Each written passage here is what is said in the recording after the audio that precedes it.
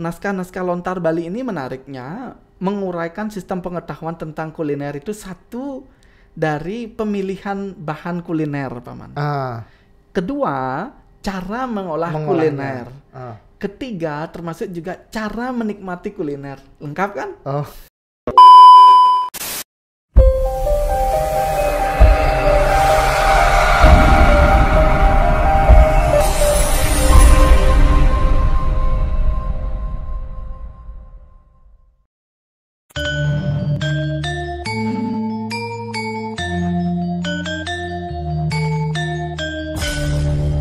Balai Bahasa Provinsi Bali melayani dengan cinta.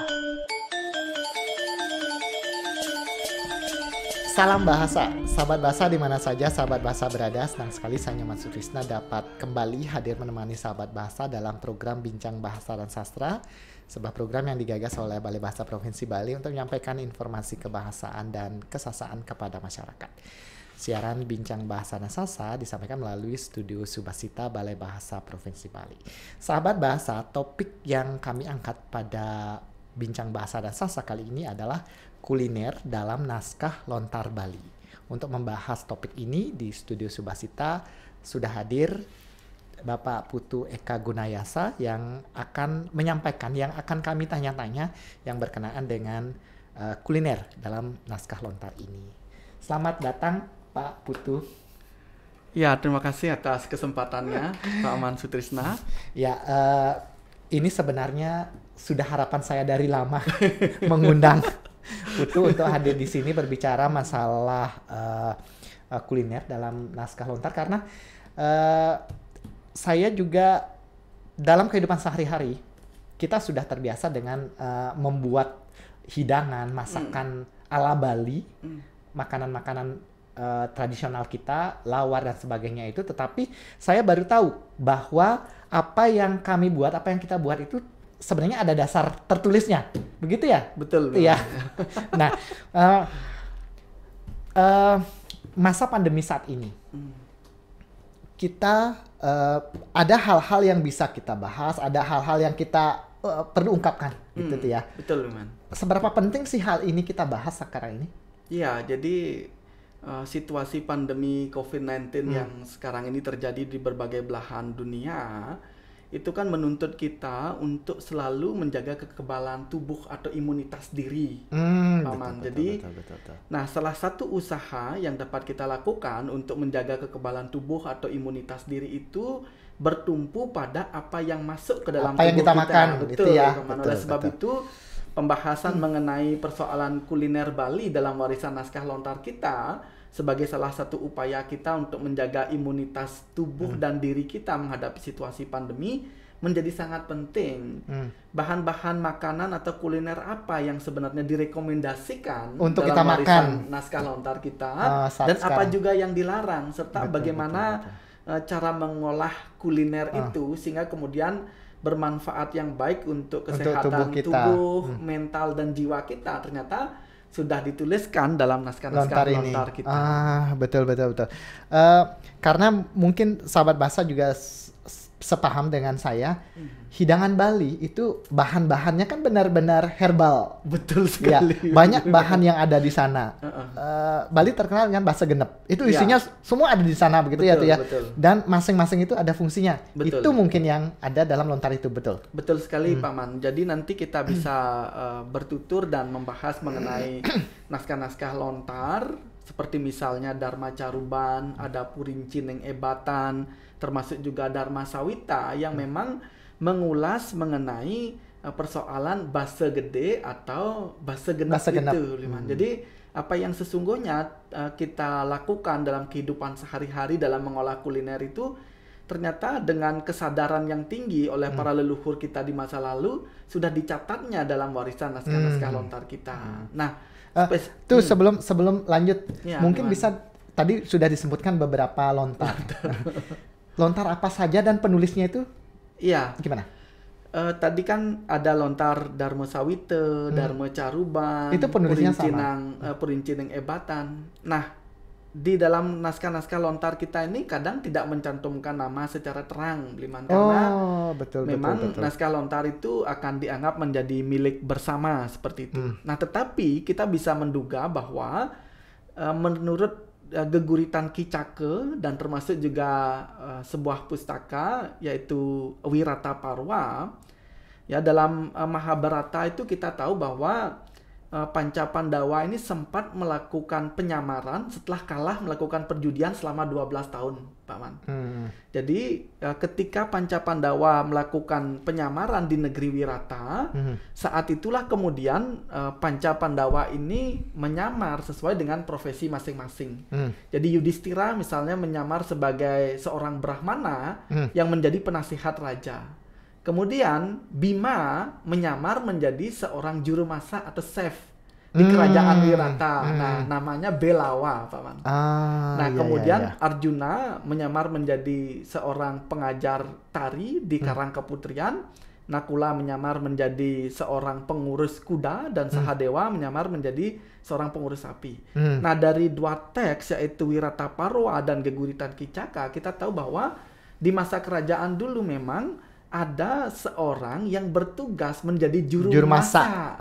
Yang Bima tadi. Yang Bima tadi terkenal dengan profesi sebagai Belawa atau Mancegere, Bliman. Jadi profesi sebagai chef atau juru olah makanan itu bukan persoalan fenomena yang baru. Iya, di masa lampau pun sudah ada itu ya, dan sudah tersurat ya begitu ya. Ya, para Belawa atau juru masak kerajaan inilah yang kemudian setelah berjibaku kemudian melabuhkan keseluruhan hidupnya dalam profesi sebagai juru masak ini, mencatat sari-sari pengetahuannya itu ke dalam naskah lontar. Dan itu juga pasti sudah berdasar pada penelitian, bisa dikatakan begitu ya, pengalaman begitu. Setidaknya pengalaman, Bliman. Jadi apa yang mereka tulis itu pastilah apa yang sudah dilakoni. Mereka lakukan, ya, betul. Dan yang ditulis itu adalah pada umumnya bagian yang terbaik dari apa yang mereka kuasai dan miliki. Sekian kali dicoba, yang terbaik apa itu yang ditulis pasti ya. Iya. Sudah pasti bukan yang gagal yang ditulis ya, pasti yang berhasil ya. Betul, Paman.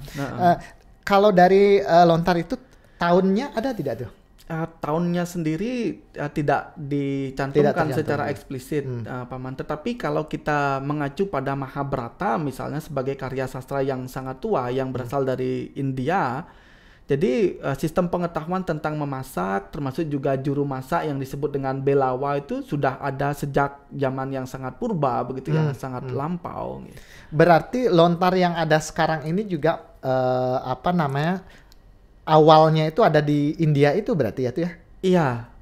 Lalu berkembang ke Indonesia, berkembang juga ke Bali. Iya, betul ya, sekali. Alurnya. Iya.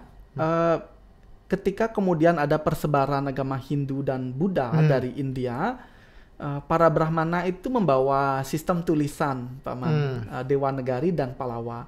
Tentu pada saat yang bersamaan mereka salah tidak satu hanya lontar itu terbawa. Kemungkinan besar seperti itu. Jadi mereka membawa aksara, termasuk juga media tulis aksara itu, termasuk juga sistem pengetahuan tentang berbagai hal, ya Mahabharata, kemudian Ramayana yang di dalamnya memang sudah memuat tentang informasi tentang dunia salah satunya itu. Betul sekali, Paman. Nah, biasanya yang saya tahu itu lontar itu kan isinya sastra yang sangat berat begitu ya. Nah, saya menjadi melihat berbeda. Ternyata kuliner ada di lontar. Betul, itu, Paman. Menurut Putu, mengapa itu harus ada di lontar itu? Karena begini, Pak Man, di dalam konteks filosofi Hindu dan terutama Bali khususnya, kita sebagai manusia ini kan terdiri dari 5 lapisan, Pak Man. 5 lapisan tubuh kita ini dari yang paling kasar sampai yang paling halus. Jadi ya, lapisan yang terluar, yang kasar ini sesungguhnya adalah lapisan badan yang terbuat dari makanan, dari kuliner kita. Ini disebut dengan anamaya kosa. Jadi kita adalah apa yang kita makan. Jadi you are what you eat kan. Jadi kita, tubuh kita ini adalah apa yang kita makan. Kemudian yang kedua, setelah lapisan badan yang kasar, ada juga lapisan badan yang lebih halus yang disebut dengan pranamaya kosa. Jadi tubuh kita ini adalah lapisan badan nafas gitu. Nah, kemudian ada juga yang disebut dengan mano maya kosa, itu lebih halus lagi, pikiran kan kita tidak bisa melihat pikiran, Iya, betul, tetapi betul. kita menggunakannya. Ada juga yang disebut dengan wijnana maya kosa. Jadi tubuh kita terdiri atas pengetahuan, tumpukan pengetahuan itu. Dan yang terakhir barulah sang jiwa yang disebut dengan ananda maya kosa. Nah, karena dalam sistem keyakinan kita di Bali dan Hindu mementingkan sekali kualitas tubuh fisik ya betul. untuk menopang lapisan tubuh yang lainnya. Oleh sebab itulah penting sekali kuliner itu juga didokumentasikan dalam naskah-naskah lontar kita. Apa yang kita makan itu yang penting ya, Betul supaya sekali. tubuh karena seperti tadi yang Putu sampaikan, apa yang kita makan itulah jadinya Diri kita gitu ya. Betul, Paman. Misalnya contoh kecilnya gini, Paman. Kalau misalnya dulu orang memakan babi itu, daging babi itu ketika kehidupan masih agraris hanya 6 bulan sekali, ketika kemudian galungan saja. Iya. Sehingga ada memakan daging babi itu sesuatu yang khusus istimewa ya. sekali, Paman. Sehingga kemudian ketika pada masa itu petani kemudian panen ya, untuk bisa mengolah sawah lagi diperlukan satu kalori yang tinggi. Nah, bagi beliau para petani kita di masa lalu, olahan babi Daging ini babi itu, ketika penampahan di samping sebagai aturan sarana persembahan persembahan juga bergizi baik untuk diri mereka gitu, karena kalori kemudian lemak itu akan digunakan bekerja gitu kan, untuk mengolah sawah. Jadi tepat sekali. Nah, persoalannya sekarang kita setiap hari makan babi, kemudian kolesterol kita naik, darah kurang bisa mengalirkan sari-sari makanan ke tubuh, maka itu menjadi tidak baik malah tidak ya. baik. Jadi, nah, di lontar ini juga ada yang seperti itu. Ada, Paman. Jadi naskah-naskah lontar Bali ini menariknya menguraikan sistem pengetahuan tentang kuliner itu satu dari pemilihan bahan kuliner, Paman. Kedua, cara mengolah kuliner. Ketiga, termasuk juga cara menikmati kuliner. Lengkap kan? Jadi kita punya table dinner sendiri. Dan sudah diatur ya sebenarnya ya, tapi kadang-kadang kitanya yang tidak tahu bahwa itu ada aturannya gitu ya. Betul sekali, Paman. Saya mulai dari yang pertama ya, misalnya cara memilih bahan makanan. Di dalam Kakawin Niti Sastra itu sudah disebutkan, bagi seorang raja yang dulu itu profesinya terus-menerus melakukan ekspansi wilayah berupa peperangan, sehingga tubuh fisik beliau diperlukan untuk menghadapi musuh-musuhnya, maka kuliner yang terbaik untuk beliau itu adalah daging, Pak. Butuh juga makanan tertentu supaya juga tubuhnya menjadi kuat begitu ya. Betul, Paman. Oleh sebab itu daging itu disarankan. Nah, berarti mungkin juga mengapa zaman dulu tuh kan kalau menonton di film-film itu raja dipersembahkan makanan yang enak, kemudian yang gizinya tinggi ya, karena memang kebutuhan tubuhnya seperti itu. Betul, Paman. Jadi tidak boleh dong seorang raja akan berperang itu dalam situasi tubuh yang loyo misalnya.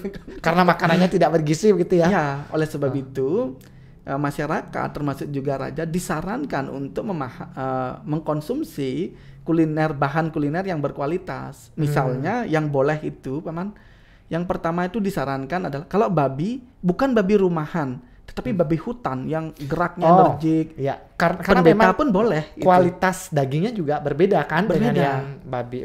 Jadi babi hutan itu bisa disarankan. Terus termasuk juga ayam yang hutan, Paman. Jadi yang cara seperti kita sekarang ini ayam kampung itu, ya, Paman. ya. Memang disarankan itu.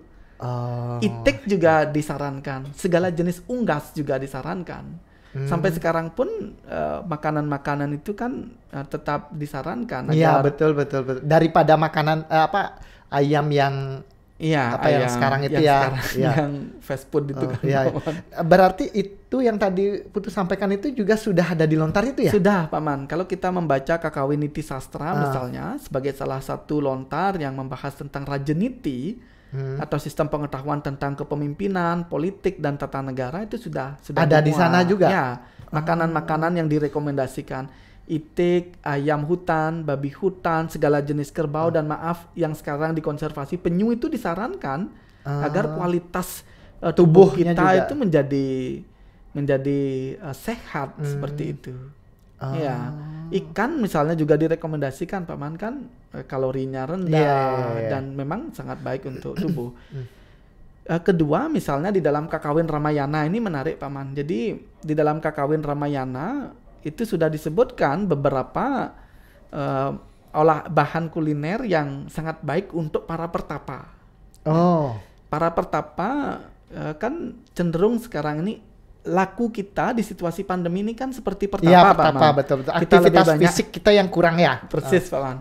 Kita lebih banyak di rumah ya, belajar secara daring, tidak kemana-mana.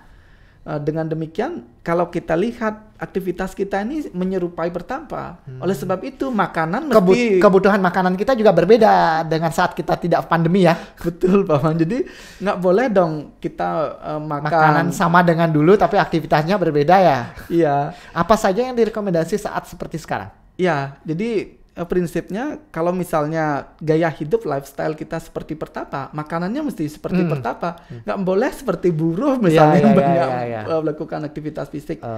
Nah, di dalam Kakawin Ramayana itu disebutkan beberapa Paman. Memang disarankan pendeta itu makan makanan yang berasal dari alam. Ya, lebih banyak ke umbi-umbian, kacang-kacangan. Daun-daunan?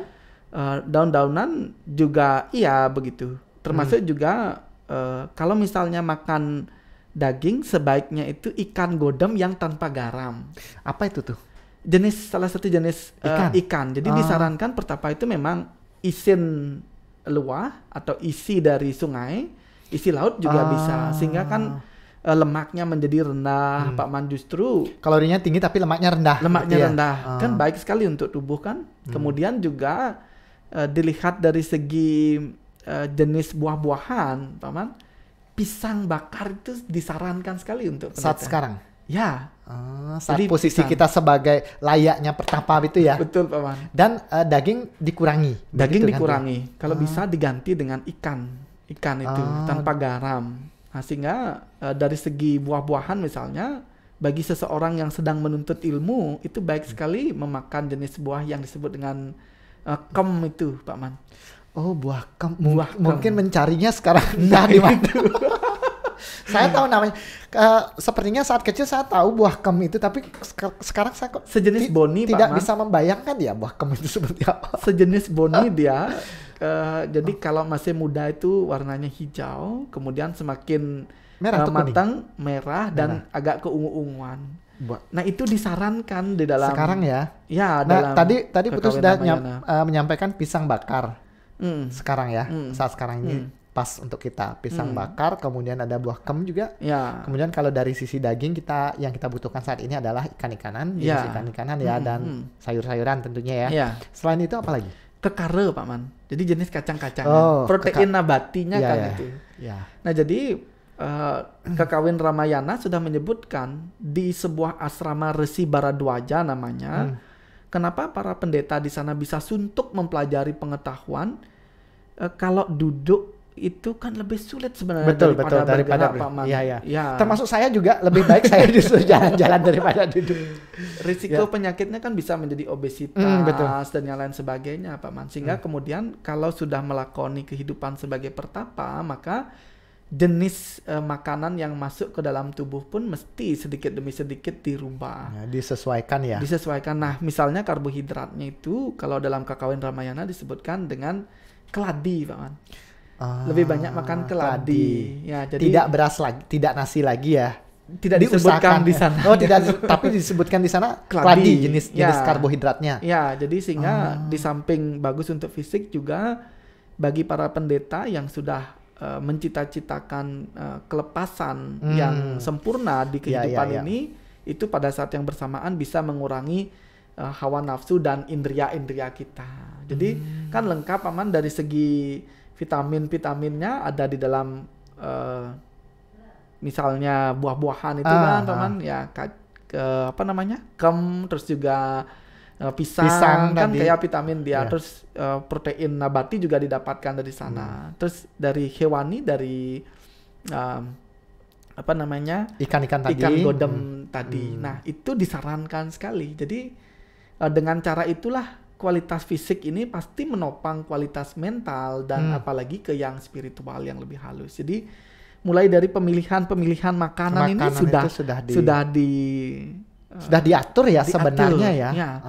tidak boleh, yang tidak disarankan sekarang ini jenis ular-ularan itu tidak, Paman. Termasuk belut itu masuk kelompok itu? Enggak. Oh, itu beda ya? Beda. Ya, ulat, kemudian binatang pengerat misalnya seperti tikus, ya anjing gitu tuh sekarang ini sudah tidak. Ya, tidak disarankan. Kan mungkin pada zamannya itu sempat dikonsumsi ya, Paman. Betul. Nah, tadi itu untuk raja sudah ada sastranya, sudah ada lontarnya yang membahas. Pendeta juga. Iya, pendeta juga sudah ada. Yang lain ada lagi. Kalau bagi masyarakat pada umumnya ya tergantung dari aktivitasnya, Paman. Apakah dia menyerupai aktivitasnya menyerupai pendeta atau dia menyerupai raja begitu ya? Ya, semakin banyak misalnya aktivitas fisik kita kan kebutuhan daging untuk tubuh ini semakin tinggi. Jadi tidak masalah kan berbanding lurus. Iya, betul. Nah, tapi kalau misalnya sudah semakin berumur ya, senja gitu, sebaiknya mengurangi, menyesuaikan. Ya, termasuk saya juga ya berarti ya tuh. Nyindir itu ya. Nah, tadi beberapa lontar sudah disebutkan. Ada lontar yang lain lagi? Nah, itu baru memilih bahan makanan, Paman. Jadi itu yang disarankan. Ya, kalau boleh saya ulang sekali lagi, ayam hutan, kemudian yang tadi itu baru memilih bahannya, belum mengolahnya. Itu juga ada di lontar ya, mengolahnya ya. Oke, ya lanjut. Jadi menariknya warisan sastra kita ini juga mengungkapkan cara mengolah makanan itu ya. Jadi cara mengolahnya itu biasanya Paman, di dalam lontar-lontar kita disebutkan bahwa ada jenis-jenis makanan tertentu yang dalam proses pengolahan misalnya kita kan mesti membunuh ya Paman, secara tidak langsung. Betul. Jadi untuk bisa hidup kita mematikan saudara yang lain. Kita kan. Betul. Nah, dalam tradisi Bali kita tidak melakukan hingse atau pembunuhan karena itu kita gunakan sebagai makanan. Jadi membunuh itu bisa dibolehkan ya, termasuk dianggap tidak berdosa begitu Paman. Jadi misalnya satu membunuh untuk kepentingan makanan ya, kedua membunuh musuh ya yang ada dalam satu peperangan. Kemudian yang ketiga binatang-binatang yang bisa membahayakan kita. Jadi ketiganya itu disebut dengan dharma wigata. Jadi itu bisa. Nah, menariknya dalam tradisi Bali sebelum kita melakukan pemotongan terhadap hewan itu ada doa, Pak Man. Ya, betul. Ya, jadi dari menyembelih itu misalnya binatang-binatang yang berkaki dua, misalnya ongsa, ya nama swahe gitu kan. Saat kita nyembelih ayam, itik, doanya seperti itu. Iya, Pak Man. Jadi diharapkan jiwanya kembali ke arah timur dengan Iswara sebagai dewatanya, sehingga kemudian ketika tubuh dan jiwanya dipersembahkan untuk manusia dan kepentingan upacara bisa meningkat kualitasnya, tidak hanya dalam pusaran kebinatangan, tetapi diyakini juga nanti dia akan bereinkarnasi menjadi makhluk yang lebih tinggi lagi, lebih tinggi derajatnya. Kalau misalnya babi itu ongba ya nama swaha gitu misalnya. Jadi jiwanya diharapkan kembali ke alam Brahma dan kemudian lahir menjadi entitas atau makhluk yang lebih tinggi derajatnya. Jadi ada kearifan lokal seperti itu. Jadi tidak semata-mata memotong dan menyembelih, tetapi ada doa yang diharapkan ya pada saat para binatang itu kita akan jadikan sebagai kita konsumsi sarana untuk upacara untuk tamu dan yang lain sebagainya dan seterusnya. Jadi itu baru di memotong saja Pak Man. Kita punya kearifan seperti itu. Sudah ada tata cara yang harus kita ikuti ya supaya jalannya benar. Karena seperti tadi Putu sampaikan bahwa memotong atau membunuh untuk keperluan kita konsumsi atau persembahan itu ya tidak masuk dalam kelompok dosa begitu ya. Betul Pak Man. Jadi ada doa yang kita bisa panjatkan kepada si makhluk itu supaya nanti mereka menjadi makhluk yang lebih tinggi derajatnya. Ini kan kearifan yang barangkali tidak ditemukan di semua peradaban ya Pak Man. Jadi kita tidak hanya memburu kemudian memakan, tetapi ada proses pemuliaan terhadap jiwa-jiwa yang hidup di sana untuk kita konsumsi. Tujuannya apa? Ketika dagingnya kita olah, itu memberikan amerte ya, gizi untuk kehidupan kita, ke tubuh kita, untuk kita beraktivitas begitu ya. Ya, persis sekali Paman. Nah, tadi milih bahan sudah. Ya, kemudian Paman. cara menyembelih sudah. Sudah. Mengolahnya. Ya, Paman. Jadi di dalam sebuah lontar ya yang disebut dengan ada Dharma Caruban, ada Purincineng Ebatan. Purincineng Ebatan ini itu juga lontar-lontar itu sekitaran tahun yang sama tuh atau ada generasi apa? Kemungkinan besar dugaannya sampai saat ini ya Paman. Ada yang menduga naskah-naskah lontar ini kemudian dibawa ke Bali pada masa pemerintahan Erlangga di Jawa dan Udayana di Bali. Kemudian asumsinya ada pada saat puncak kejayaan Majapahit sekitar abad ke-14 dan kemudian berlanjut di Bali. Boleh jadi juga itu diproduksi di Bali, Pak Man. Ketika misalnya dalam Watu Renggong kan terkenal sekali Bali mencapai puncak kejayaan pada masa itu. Jadi otomatis kejayaan peradaban itu pasti ditopang juga oleh kemampuan kulinernya pasti berkembang. Di samping juga hal-hal yang lainnya. Nah, sekarang tentang tata cara mengolahnya, Paman. Ya, jadi tata cara mengolahnya itu mulai dari teknik merebus, Pak Man. Tidak sembarangan gitu. Di dalam lontar itu disebutkan bahwa bagian daging itu harus direbus dengan daging.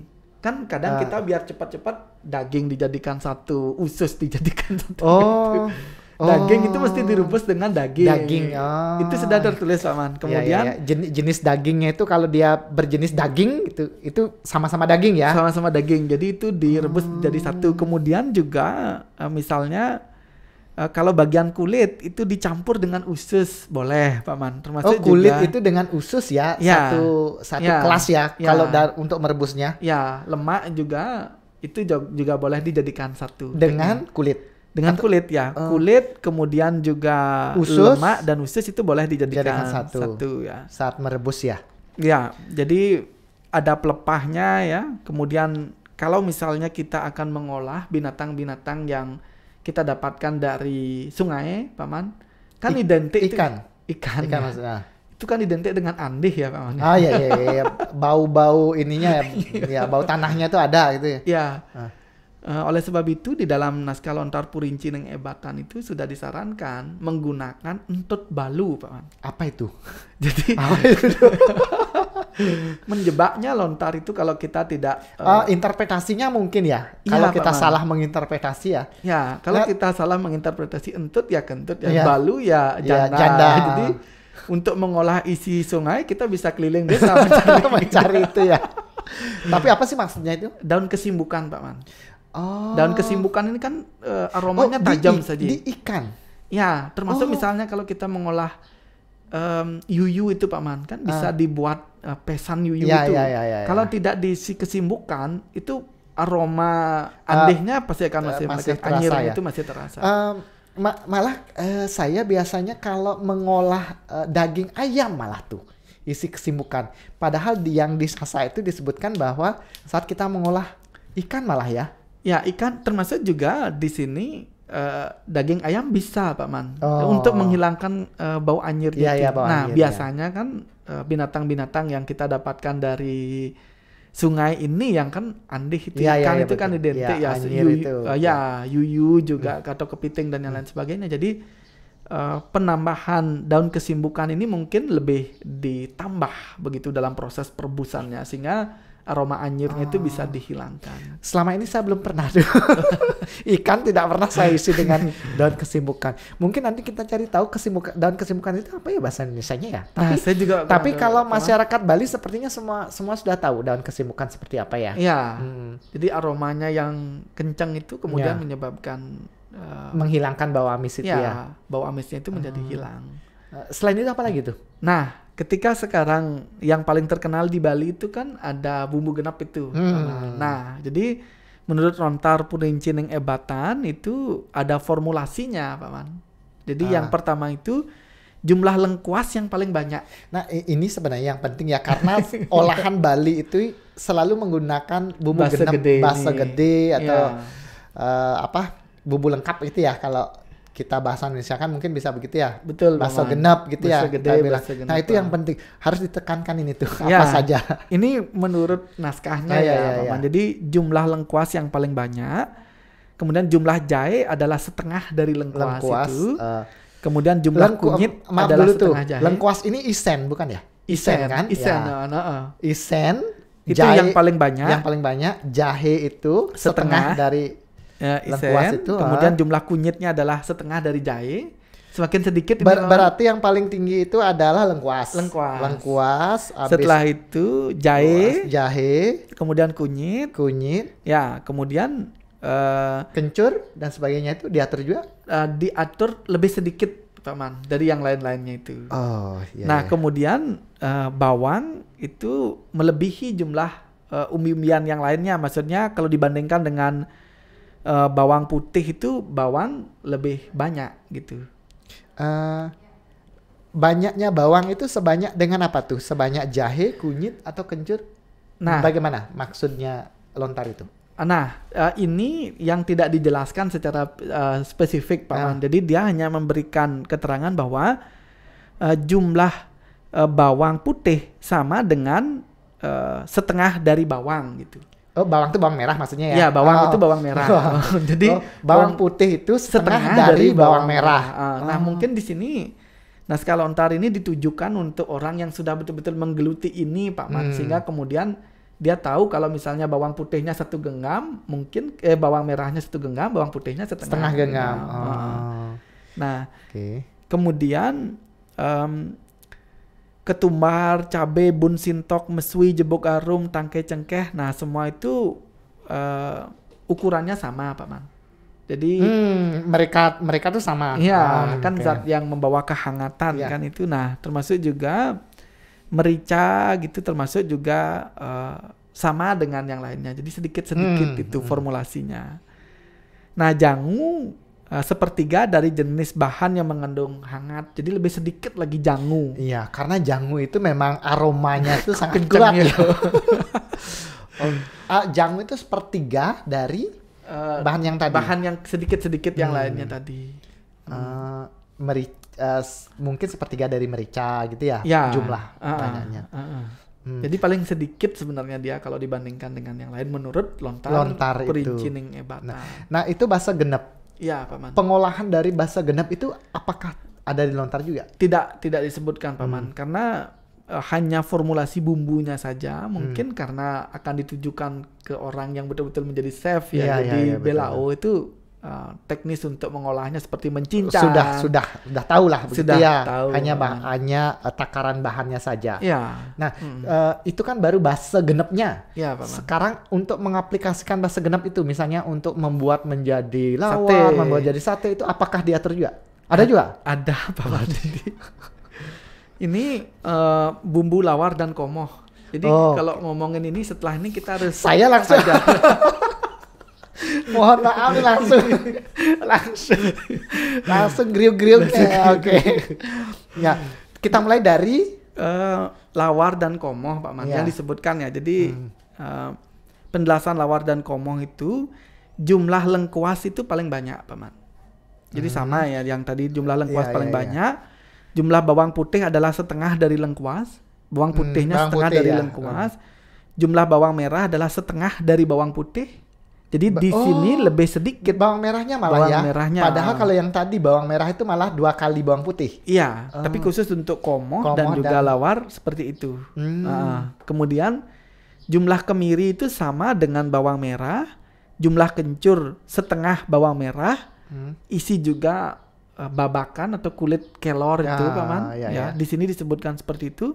Ada temupoh yang dipipis dan juga digoreng. Ada temupoh, Paman, lengkapnya ya. Itu jumlahnya disampaikan di sana? Tidak, Paman. Jadi tidak.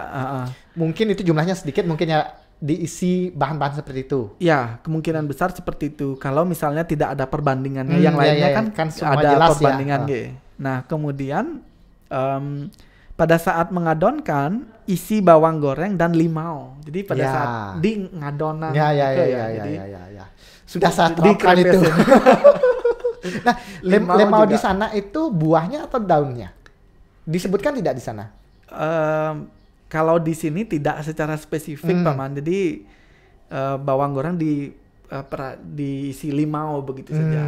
Kemungkinan besar kan kombinasi keduanya kan kalau dalam praktik daunnya kita cincang kemudian buahnya diperes kita ya. perciki ya.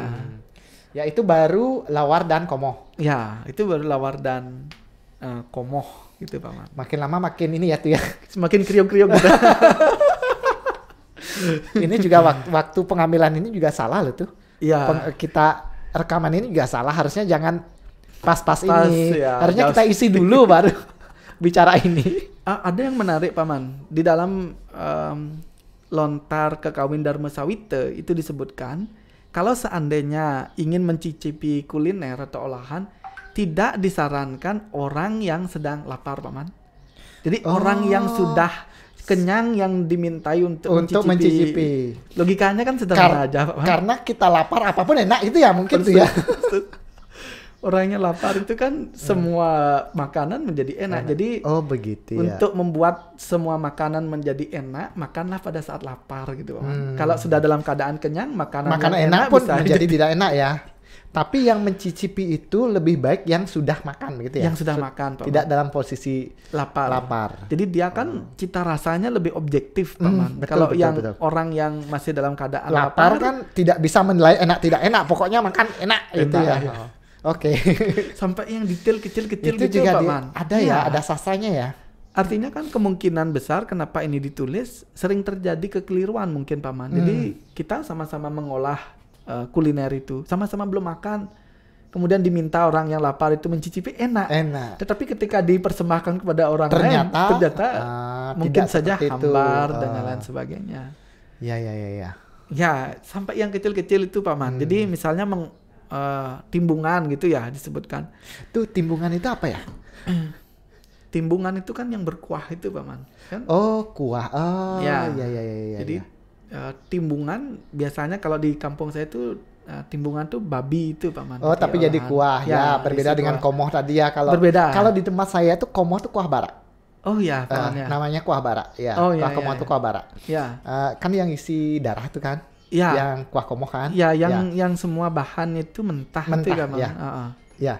Betul. Ya, jadi yang detail-detail kecil-kecil seperti ini juga. Kita kembali ke timbungan tadi yang kuah itu. Ya, jadi ada bawang merah, gamongan, kemiri, galoban, itu santan encer ya. Bawang putih, terasi, kencur, bangle, lengkuas, ketumbar, merica dan jinten. Ini kalau tidak diatur, disebutkan formulasinya Pak Man. Jadi ini hanya bahannya ya. Hanya bahan-bahannya. Dan saja. Itu juga nanti bergantung si pembuatnya mungkin ya. Betul. Sudah diserahkan ke kreasi si pembuatnya seperti apa. Hanya bahannya saja seperti itu. Ya. Nah, timbungan ini spesifik tidak tuh? Apakah dia itu dagingnya babi, ayam atau apa? Tidak. Nah, itu tidak disebutkan Pak Man. Jadi hanya informasi yang seumum itu saja disebutkan dalam naskah bumbunya lontar. Jadi ya kembali lagi mungkin dengan clue ya bahan-bahan ini yang menjadi belau sudah langsung tahu. Nanti disesuaikan begitu ya. Iya betul. Ada timbungan, kemudian ada lawar tadi. Ya itu termasuk belum lengkap ya. Belum lengkap. Kalau belum ada sate. Itu termasuk, kalau timbungan ini termasuk jenis kuliner Bali yang enceh Pak Man. Jadi ada juga yang mengklasifikasikan yang enceh itu ada timbungan, termasuk juga ada komoh. Komoh itu masuk ya. Yaitu enceh. Yang berair ya begitu ya. Ya, jadi karena airnya banyak kan kita bisa nikmati kuahnya. Ada juga yang beteg gitu Pak Man. Nah, lawar itu termasuk yang beteg kan mengandung air itu, terutama kalau di Bali kan ada darahnya ya. Beteg ya istilahnya beteg, ya. Artinya agak lembab kan. Nah, ada dia berair tapi tidak encer gitu ya. Jadi ada juga yang kering sekarang gitu kan. Nah, yang kering itu salah satunya adalah sate. Itu Pak Man. Jadi karena entah kita goreng kemudian atau kita bakar ya itu semuanya termasuk kan menjadikannya kering. Sebelumnya betul. Mungkin beteg ketika kita sebelum dililit ya masih adonan itu beteg dia ya. Tapi setelah dibakar atau digoreng menjadi kering. Ya, menjadi kering. Nah, menariknya dalam lontar Dharma Sawite misalnya disebutkan ada istilah-istilahnya Paman. Misalnya ada sate yang disebut dengan dursila. Jadi sate yang disebut dengan dursila ini adalah sate asam. Sate asam. Nah, bahannya itu adalah bawang merah, lengkuas, kemiri, merica, jinten, ketumbar ya. Termasuk juga ada terasi, ada serai, bangle, lunak, gula, cabai keling. Nah, di sini ada cabai keling, Pak Man. Jadi kemungkinan besar ada satu jenis cabai yang hitam gitu kan, yang bernuansa kehitaman. Saya juga tidak tahu sekarang apa masih populasi cabai keling ini ada. Ya, jadi kalau mungkin idealnya kalau kita akan memasak hidangan sate ya, sate asam itu menggunakan cabai keling itu ya. Sekarang mungkin sudah semakin jarang. Itu bukan tabia bun ya tuh ya? Nah, ini perlu kita cek lebih lanjut Pak Man. Apakah mungkin tabia bun itu adalah dasa nama atau sinonim lain dari cabai keling? Ya.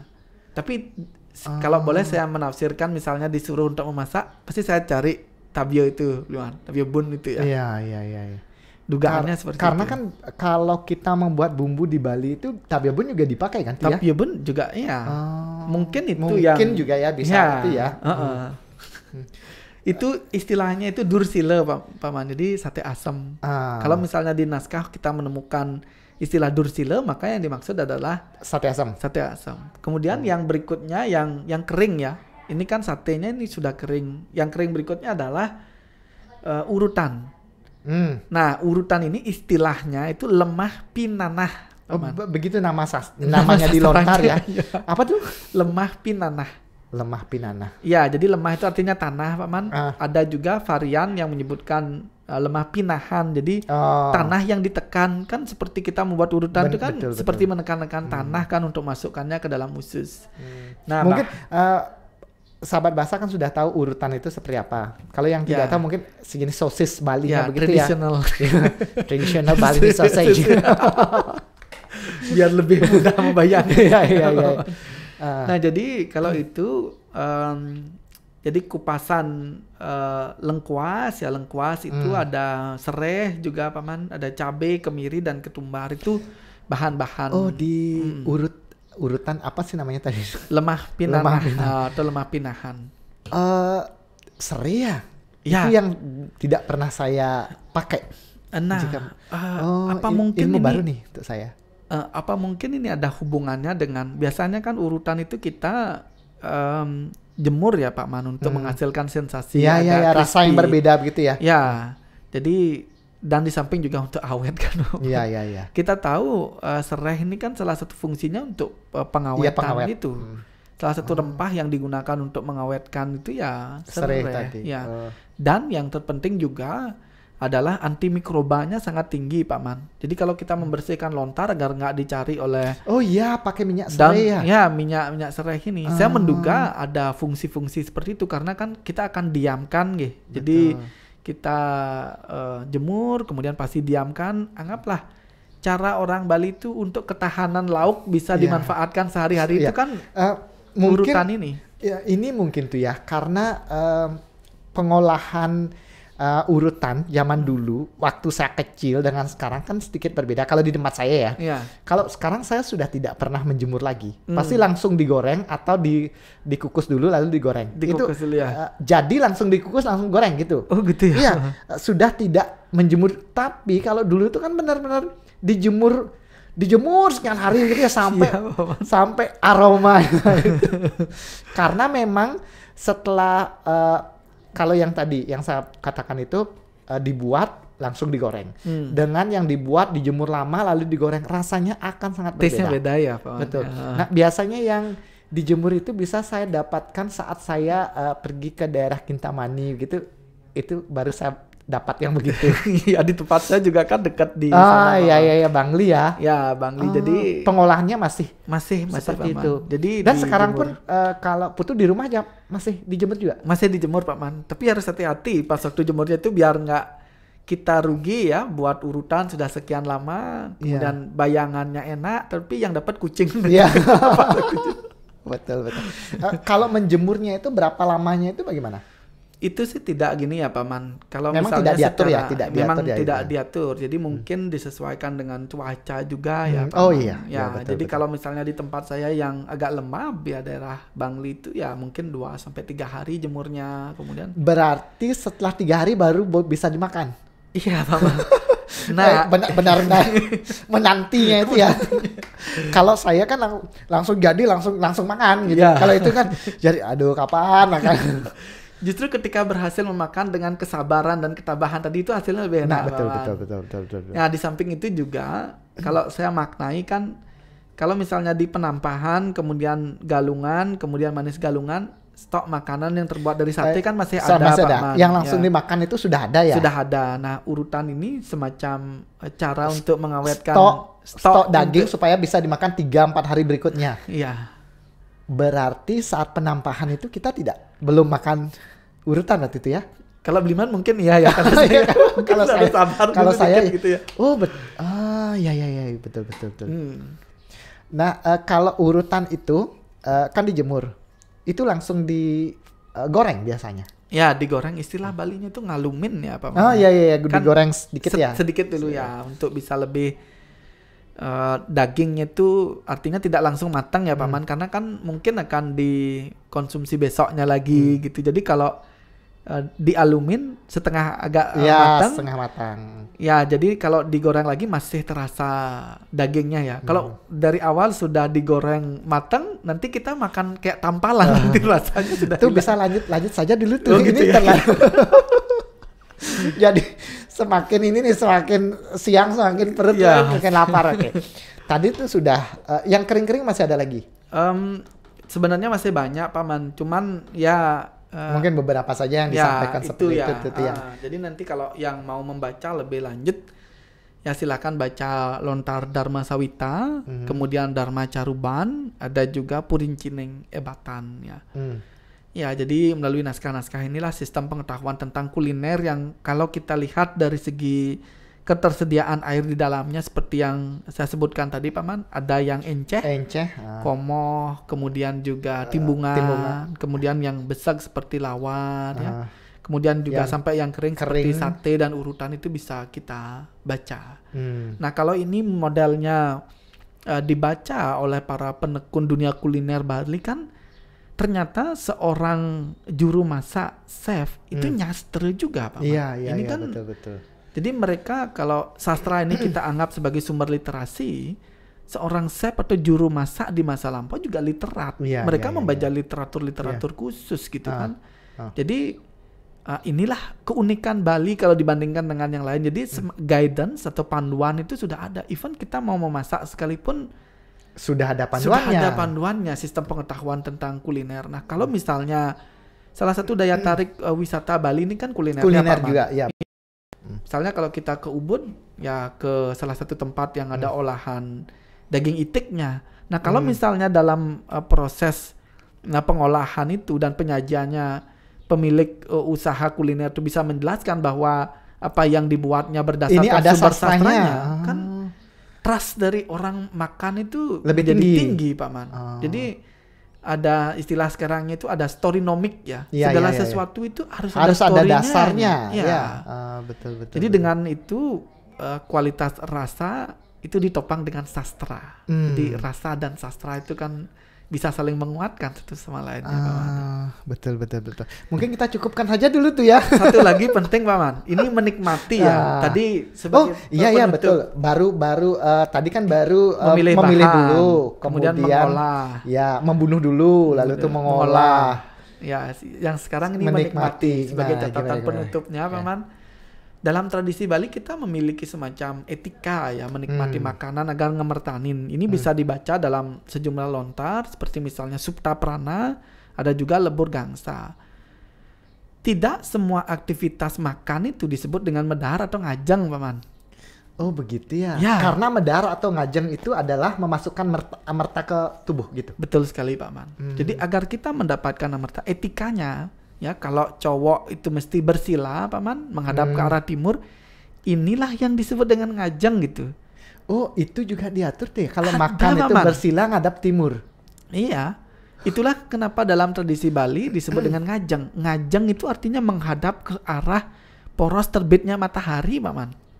Oh. Iya, jadi ngajeng, ajeng. ajeng itu kan ke depan. Ke Iya, depan iya, iya, siapa? betul, Depan betul. dari matahari sebagai sumber kehidupan. Jadi mesti menghadap ke timur dan kemudian juga bersila. Istilahnya itu baru ngajeng ya. Kalau misalnya kita makan sambil tidur, itu ngamah. Babi itu kan disebut dengan ngamah itu tidur pun ya plok gitu kan. Itu ngamah. Oh begitu. Gitu. Iya Pak Man. Nah, kalau misalnya melok-plok itu makan sambil jongkok. Itu melok-plok istilahnya. Aboret itu misalnya makan sambil berdiri. Jadi di dalam tradisi Bali, etika makan pun itu sudah disiapkan. Sudah ada ya. Jadi kan table manner kita. Kalau kita tidak ke arah timur sebagai poros terbitnya matahari, bukan ngajang namanya. Apalagi kemudian kita sekarang sambil santai-santai kan, makan sambil tidur, ngamah itu loh.